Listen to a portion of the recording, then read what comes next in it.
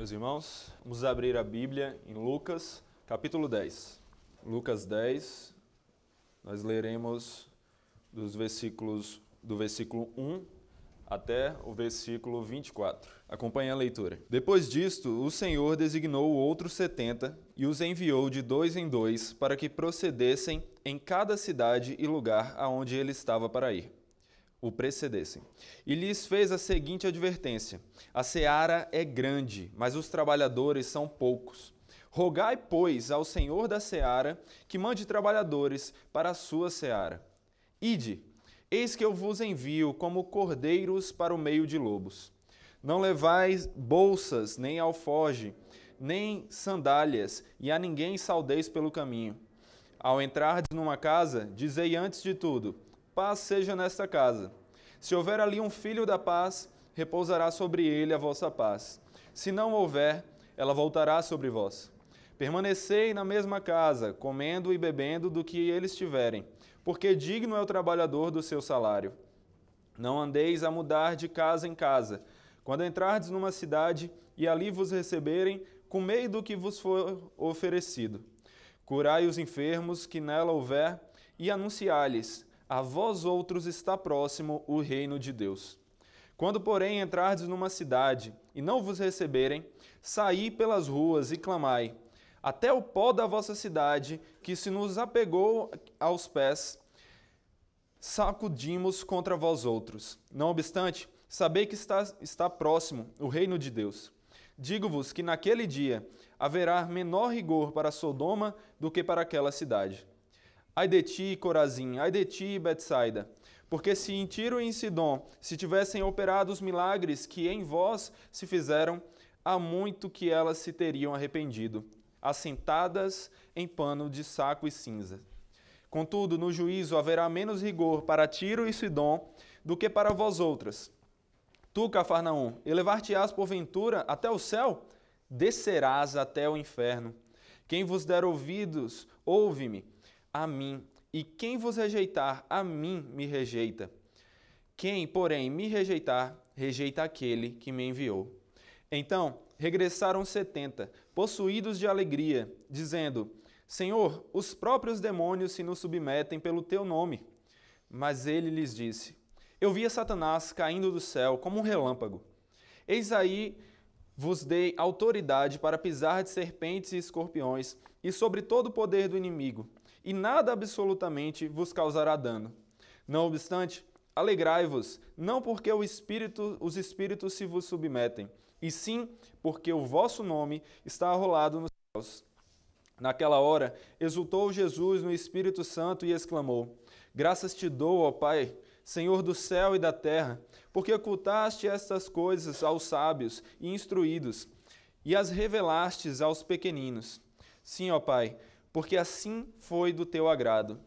Tudo me foi entregue por meu Pai. Ninguém sabe quem é o Filho, senão o Pai, e também ninguém sabe quem é o Pai, senão o Filho e aquele a quem o Filho quiser revelar. E voltando-se para os seus discípulos, disse-lhes particularmente: bem-aventurados os olhos que veem as coisas que vós vedes, pois eu vos afirmo que muitos profetas e reis quiseram ver o que vedes e não viram, e ouvir o que ouvis e não ouviram. Oremos. Senhor Deus Todo-Poderoso, nós te agradecemos pela tua palavra, porque ela é perfeita e ela nos ensina sobre o Senhor. Que o teu Espírito nos ensine, que ele nos abra os olhos e os ouvidos e aplique a palavra ao nosso coração, de maneira que não saiamos daqui apenas com conceitos, mas saiamos transformados, mais parecidos com Cristo Jesus, para glorificarmos ao teu nome. É em nome de Jesus que te pedimos. Amém. Meus irmãos, quando eu tinha 18 anos, eu tive que comparecer diante do Exército. Fui convocado para comparecer diante deles. E isso é algo que todo homem brasileiro, pelo menos, tem que fazer. Quem aqui já tem mais de 18 anos teve que fazer. Alguns estão quase tendo que fazer isso e têm algum medo dessa questão. Outros já passaram por isso há muito tempo. Outros, inclusive, estiveram no Exército servindo e se alegraram com isso. Mas é muito comum que as pessoas tendam a ir para o que eu passei, de ter medo de ir para o exército, ter medo de ficar lá e sem saber direito o que é que vai acontecer, se vai ser uma situação boa ou não. Mas aqui eu quero fazer duas comparações interessantes. Quando nós olhamos para a vida do discípulo de Cristo, nós temos que perceber que nós não temos a opção de sermos ou não pessoas que anunciam o Evangelho.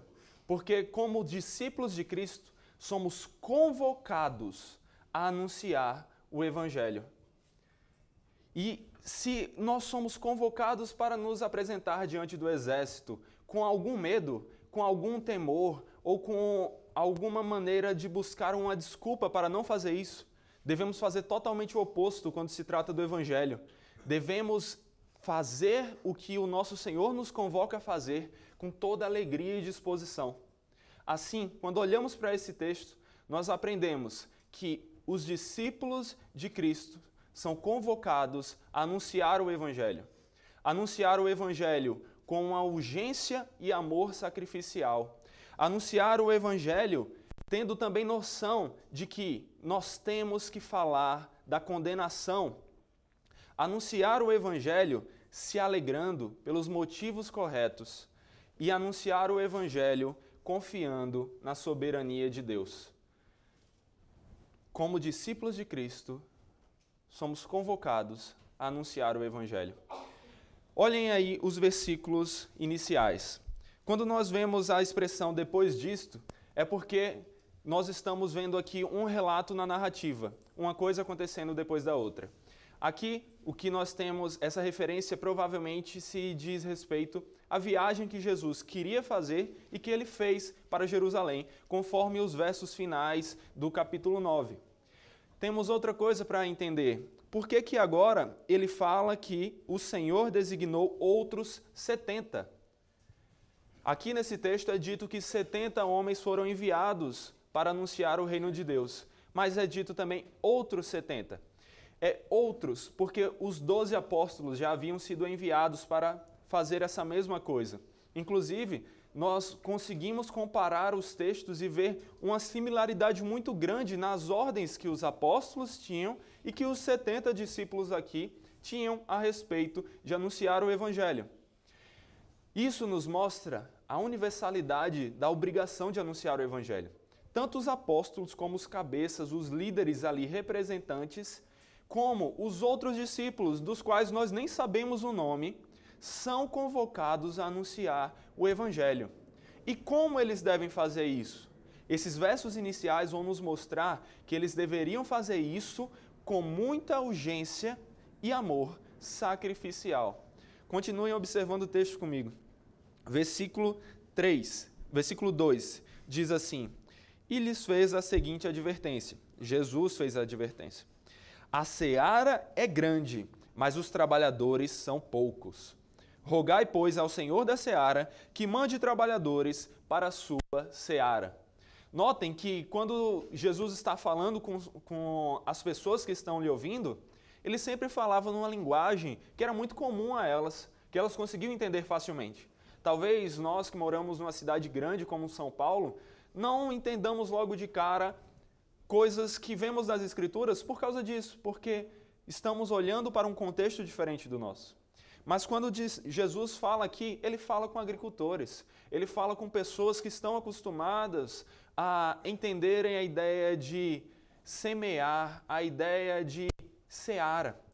E aqui o que Jesus está falando é que, através dessa linguagem, através dessa ilustração, há muitas pessoas que foram chamadas pelo Senhor desde a eternidade, que estão prontas para anunciar, para ouvir o Evangelho. E nós precisamos anunciar esse Evangelho a essas pessoas. Contudo, são poucos os trabalhadores. E por quê? Por alguns motivos. Primeiro, nós sabemos que os eleitos, aqueles que foram chamados, já são poucos. Porque aprove a Deus fazer isso de acordo com a sua vontade. E ele faz isso para a glória dele. Agora, infelizmente, mesmo alguns que são chamados, que são eleitos e foram regenerados, acabam negligenciando o papel de anunciar o Evangelho. E por isso, Jesus fala aqui: rogai pois, para que o Senhor da seara mande trabalhadores. Nós temos que anunciar o Evangelho e isso é algo urgente. É isso que Jesus quer deixar claro aqui. Não é algo para depois. É algo que nós devemos buscar fazer e também procurar mais pessoas para fazer e orar ao Senhor, ao nosso Deus, para que Ele envie mais pessoas para a seara, porque o trabalho é grande e nós temos urgência em fazê-lo. No versículo 4 é dito assim, ainda no versículo 3, Ide, eis que eu vos envio como cordeiros para o meio de lobos. Aqui nós vemos a ideia do sacrifício. Jesus está dizendo que esse envio deles, essa obra que os discípulos são chamados a fazer, não é uma obra fácil. Não é alguma coisa que é confortável. Não. E se você se preocupa, eu queria anunciar o Evangelho, mas está quente. Eu queria anunciar o Evangelho, mas eu estou cansado, eu estou sem tempo. Você não está entendendo o chamado que você tem se é um discípulo de Cristo. A convocação que você tem, assim como eu, se você é um discípulo de Cristo. Jesus deixa claro que a obra dele é árdua, mas deve ser feita. Ele diz, se alguém quer seguir-me, negue-se a si mesmo, tome a sua cruz e siga-me. E se você perder a vida com isso, aí é que você vai achar a vida verdadeira. Pois o próprio Cristo é o Senhor, nosso Deus, e Deus é a fonte da vida. E é em Cristo que nós achamos essa vida. Assim, não devemos nos preocupar se está confortável ou não, mas nós devemos obedecer àquele que é nosso dono, que é nosso Senhor, e devemos servir, e devemos estar prontos para ir para um local onde a nossa vida está em risco. Às vezes a gente fala de missões, a gente fala de evangelismo, e a gente pensa que a nossa vida é difícil, que anunciar o Evangelho aqui tem dificuldade. Perseguição na universidade, perseguição no trabalho nós falamos. Mas, gente, por mais que tenhamos sim certo tipo de perseguição nesses locais, se você estivesse num local onde tivesse uma perseguição em relação à sua vida estivesse em risco, como em locais onde há uma predominância de muçulmanos, o que você não daria para estar num ambiente onde a perseguição é somente de pessoas que vão zombar de você se você está pregando o Evangelho e vão dizer que você é um fanático? O que eu quero dizer com isso não é que não há uma perseguição no nosso ambiente. O que eu quero dizer com isso é, acabe com as suas desculpas. Nós não temos desculpas. Pessoas deram as suas vidas por amor a Cristo, porque Cristo deu a vida dele por amor a elas. E nós somos chamados a fazer o mesmo. O texto continua mostrando essa urgência. Ele diz no versículo 4, não leveis bolsa, nem alforje, nem sandálias, e a ninguém saudeis pelo caminho. A ideia aqui é de urgência. A ideia aqui é de você não se preocupar com coisa demais, mas de você se preocupar com o necessário e deixar de desculpa e ir para a obra. E anunciar o Evangelho como você é chamado a fazer. Ou seja, trazendo essa linguagem aqui para o nosso dia a dia, deixe de se preocupar se você está totalmente preparado para anunciar o Evangelho. Você nunca estará. Nós nunca estaremos 100% preparados para anunciar o Evangelho. Isso não nos desculpa de estudarmos a palavra, conhecermos o Senhor, sabermos o que é o Evangelho e anunciá-lo. Isso não nos desculpa se nós falarmos algo que não está correto biblicamente.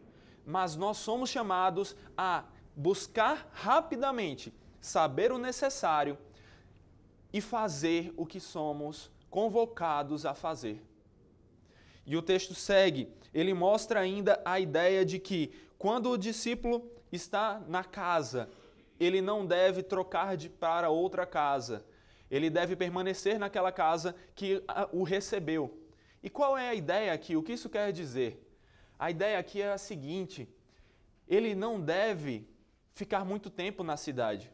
A preocupação não era, você está nessa cidade, depois trocará para outra casa dentro dessa cidade, isso não é legal, isso não é uma coisa boa. Não é isso. A ideia é, você não deve passar muito tempo nessa cidade. Você tem que anunciar o Evangelho rapidamente. Naquele contexto, as cidades eram pequenas. Não eram como São Paulo, não eram como Nova York ou cidades como nós temos hoje em dia. Então, não tinham desculpas para passar muito tempo. Mas trazendo isso para nós não temos por que demorar para anunciar o Evangelho ao maior número de pessoas que estão à nossa volta.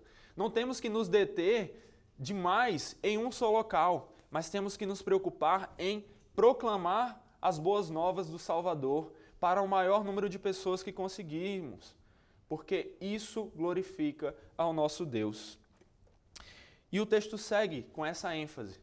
Mas, além dessa urgência e desse amor sacrificial que está disposto a perder sua vida por amor a Deus acima de todas as coisas e ao próximo como a si mesmo, o texto vai mostrar que nós também devemos estar prontos para testificarmos da condenação para todos aqueles que estão sem Cristo. Testificarmos da condenação para todos aqueles que rejeitam o Evangelho. Testificarmos da condenação para todos aqueles que dizem não ao Senhor. E os versos do 10 até o 16 nos mostram isso.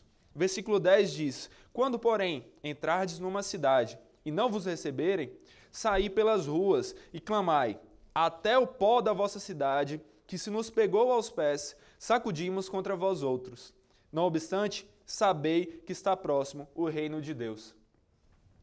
No versículo 9, é dito que a mensagem que os discípulos tinham que levar era de que o reino de Deus está próximo, de que o Evangelho está pronto para que as pessoas o recebam e sejam transformadas por ele.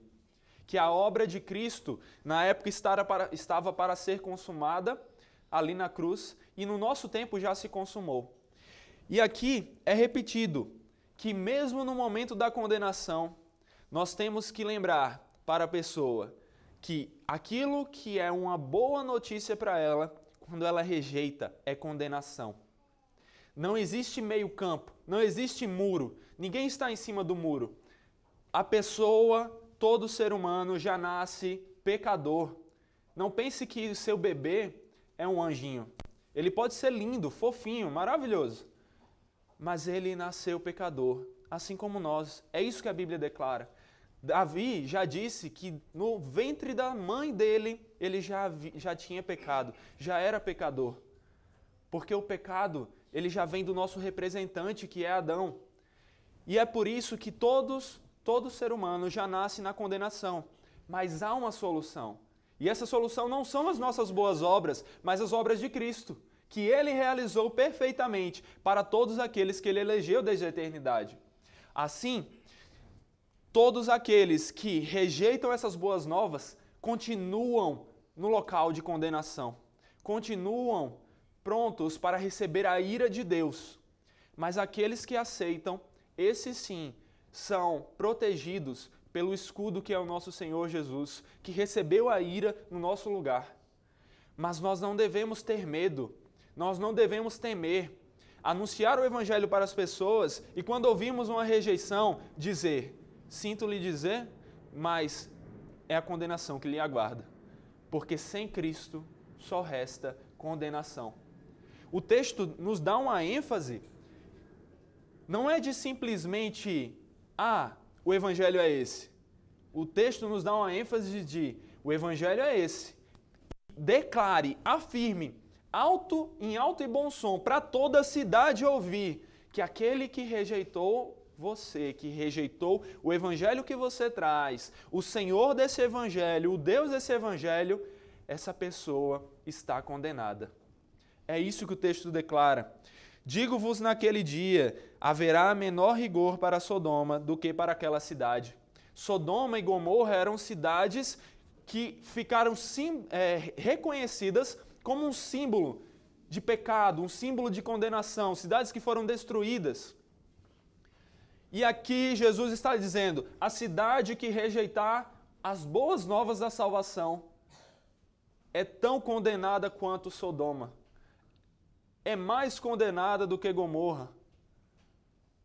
Assim, nós temos que anunciar o Evangelho, mas temos também que entender que nós somos chamados a falar da condenação.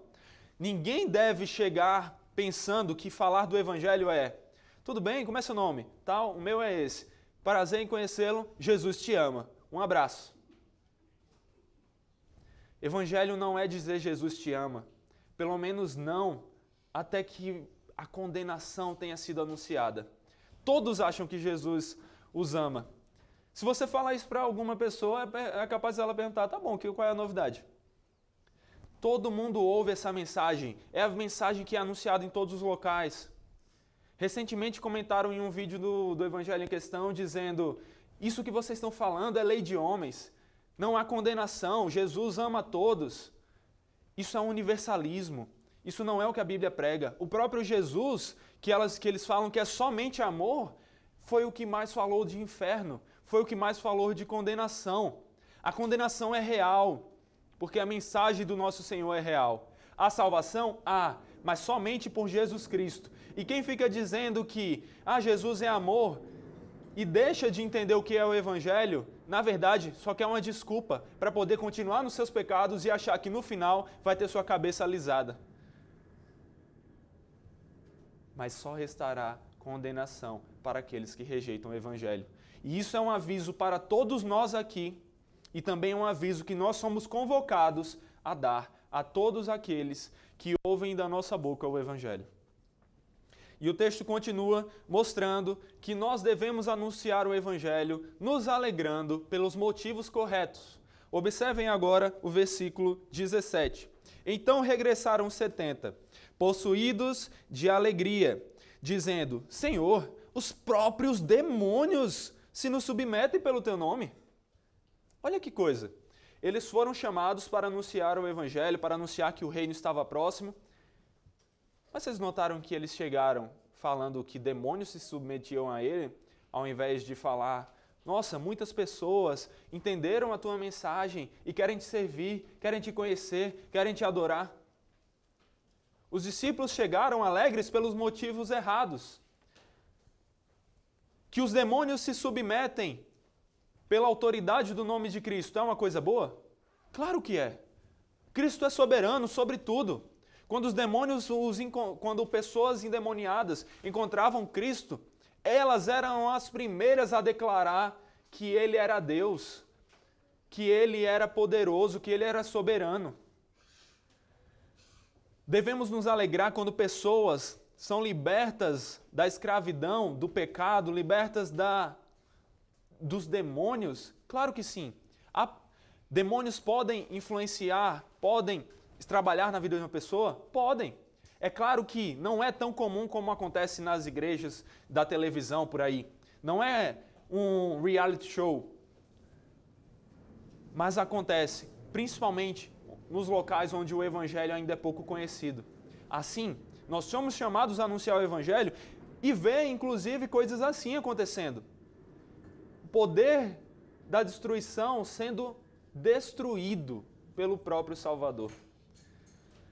Mas o que nós temos que entender é que a ênfase não é demônio. A ênfase não é entrevistar o capeta. A ênfase é anunciar o Evangelho que liberta pessoas da escravidão do pecado, para que elas adorem ao Salvador, que merece toda a glória, toda a exaltação. É isso que nós somos convocados a fazer. E nos alegrarmos pelos motivos corretos. Nos alegrarmos não porque nós estamos fazendo uma obra bonita, mas porque pessoas estão sendo transformadas pela obra que o nosso Senhor Jesus fez. Somos chamados para nos alegrarmos quando vemos a glória do Senhor, quando vemos pessoas adorando ao Senhor, reconhecendo que Ele é o Rei da Glória. Somos chamados para anunciar esse Evangelho e nos alegrarmos com Ele. Mas somos chamados também a nos alegrarmos, inclusive, quando ouvimos uma rejeição ou quando ouvirmos um sim. Não pense que você tem que convencer a pessoa por A mais B quando anuncia o Evangelho. Você anuncia o evangelho da maneira mais clara possível, da maneira mais fiel. Mas seu trabalho não é convencer, seu trabalho não é converter. Você não deve estar pensando, nossa, eu já converti tantas pessoas. Você não converteu ninguém. Eu não converti ninguém. Ninguém converte outra pessoa. Mas o Espírito Santo, trabalhando no coração dos eleitos, regenera e salva. Assim, somos chamados a anunciar o Evangelho confiando na soberania de Deus. Esse é o último ensino que esse texto vai nos trazer, porque ele vai mostrar que, tanto no sim como no não, é vontade do Senhor, porque Ele é soberano.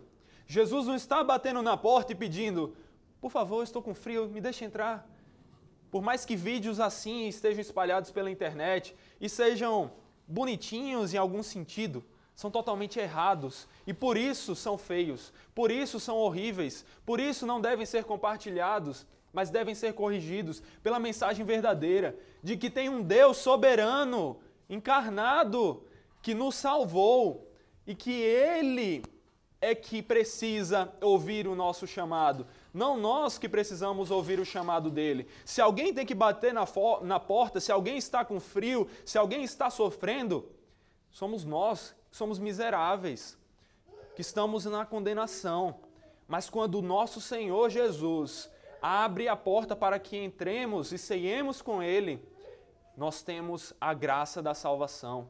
Se alguém tem que clamar pela salvação, somos nós, porque Deus é soberano. Observem o texto, versículo 21. Naquela hora, exultou Jesus no Espírito e clamou, graças te dou, ó Pai, Senhor do céu e da terra, porque ocultaste essas coisas aos sábios e instruídos, e as revelastes aos pequeninos. Sim, ó Pai, porque assim foi do teu agrado. O texto mostra que mesmo aquelas pessoas que se acham sábias aos seus próprios olhos, ou que são reconhecidas como sábias, muitas vezes não reconhecem o Evangelho, não entendem a mensagem da salvação, e por isso elas são menores do que aquela criança que conhece o Evangelho, que entende o Evangelho, aquele analfabeto que entendeu o Evangelho. No reino de Deus, os grandes não são aqueles que se reconhecem como grandes e que muitas vezes são reconhecidos como grandes, mas são aqueles que o Senhor reconhece como grandes.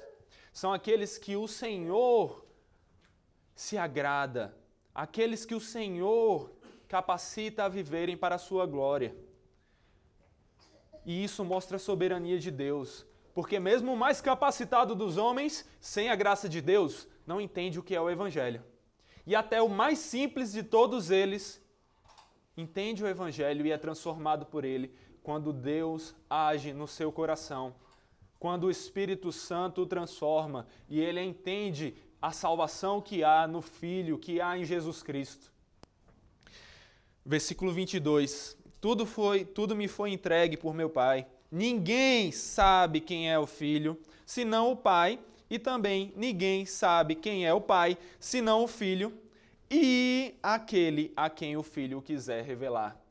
O Senhor Jesus é aquele que decide revelar a salvação, que decide revelar que há um Deus soberano, que há um Deus maravilhoso, mas que há um Deus justo e que o único meio de pecadores, de pessoas que quebraram a lei, serem salvas, é se agarrando em Cristo, naquele que a salvou. Deus é soberano na salvação. E os versículos continuam. E voltando-se para os seus discípulos, disse-lhe, particularmente, bem-aventurados os olhos que veem as coisas que vós vedes, pois eu vos afirmo que muitos profetas e reis quiseram ver o que vedes e não viram, e ouvir o que ouvis e não ouviram. Assim, bem-aventurados são os nossos olhos e os nossos ouvidos, porque nós temos como observar a palavra revelada, temos como ouvi-la no domingo na pregação, temos como ouvi-la na escola dominical, temos como ouvi-la e devemos ouvi-la também durante a semana, nos nossos estudos, porque essa é a palavra de Deus que foi revelada, um mistério que estava oculto, que nos alcançou, que nós olhemos para esse Evangelho, que o Senhor Jesus nos revelou da maneira que foi do seu agrado e vivamos para a glória dele, obedecendo a ele. vivendo conforme o que Ele nos manda fazer. E o que Ele nos manda fazer está aqui nas Escrituras. Não está em algum local que você vai tentar desvendar. Não tente desvendar qual é a vontade de Deus para a sua vida. Não fique procurando saber se você deve casar com aquele ou com outro, se aquele trabalho é o melhor ou o outro, se aquela universidade é melhor ou a outra.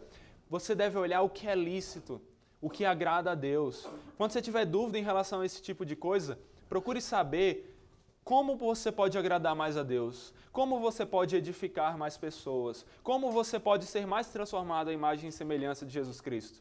E faça tudo isso à luz das Escrituras. E assim você estará agindo de acordo com a vontade de Cristo, de acordo com a vontade de Deus e para a glória dele. Mas observe que todos os discípulos de Cristo são convocados a anunciar o Evangelho. Você é um discípulo de Cristo? Você se considera um discípulo de Cristo? Você tem anunciado o Evangelho? As pessoas lhe conhecem como alguém que fala do Evangelho? Ou você tem colocado empecilhos? Estou sem tempo, não sei falar, sou tímido. Nada disso é desculpa. Nós somos como mendigos que temos que anunciar que há comida, que achamos comida para os outros mendigos que estão à nossa volta. Nós não devemos esperar demais para fazer isso, porque a obra é urgente. A seara é grande, mas os trabalhadores são poucos. Devemos correr para anunciar o Evangelho com aquilo que é o necessário. Devemos estudar e nos capacitar para fazer isso. Mas não devemos ficar esperando escrever uma teologia sistemática, um livro sobre teologia, para depois dizermos, agora eu sei do Evangelho, agora estou pronto para anunciá-lo. Não. Aprenda o que é a mensagem que lhe salvou. Se você não sabe o que é o Evangelho para falar para outra pessoa, como você sabe que você foi salvo pelo Evangelho? Aprendamos o que é o Evangelho, anunciemos o Evangelho, vivamos o Evangelho para a glória de Deus. E essa mensagem é para que anunciemos aos outros e é para que recebamos. Se você ainda não entendeu o Evangelho, se você ainda não é um discípulo de Cristo, corra, bata na porta dele em oração, busque a Ele por meio da palavra. Seja salvo por esse Evangelho, viva conforme a vontade do Senhor e anuncie esse Evangelho para outros também. Oremos, meus irmãos. Senhor, nós somos pecadores. Sem Ti nós estamos condenados, só nos resta condenação, porque pecamos contra Ti, desobedecemos a Tua lei. Mas nós te agradecemos porque o Senhor revelou o Teu Evangelho aos Teus servos. Teus servos foram fiéis e anunciaram o Teu Evangelho. E esse Evangelho chegou aos nossos ouvidos e nos alcançou. Senhor, que vivamos conforme esse Evangelho, que entendamos de maneira transformadora esse Evangelho. Que preguemos esse Evangelho a todo momento, para todas as pessoas, a tempo e a fora de tempo. Que não esperemos oportunidades perfeitas para pregar o Evangelho, mas que entendendo a urgência, que criemos oportunidades para fazer isso. Que todo momento seja um momento para pensarmos em como anunciar o Teu Evangelho. No ônibus, Senhor, enquanto estamos do lado de alguém, no trabalho, na faculdade, na escola, na família, que nossas conversas sejam temperadas pela Tua palavra e que assim, Senhor, Teu Evangelho seja revelado pela nossa vida, que isso seja natural para nós, que não seja um bicho de 7 cabeças, mas que seja algo natural. Se somos cristãos, devemos viver como o Senhor e devemos falar da Tua vida para outras pessoas. Isso deveria ser algo natural para nós. Assim como para um peixe natural é nadar, Para nós cristãos, natural deve ser viver e anunciar o teu evangelho. Que assim vivamos para a tua honra e tua glória. Em nome de Jesus. Amém.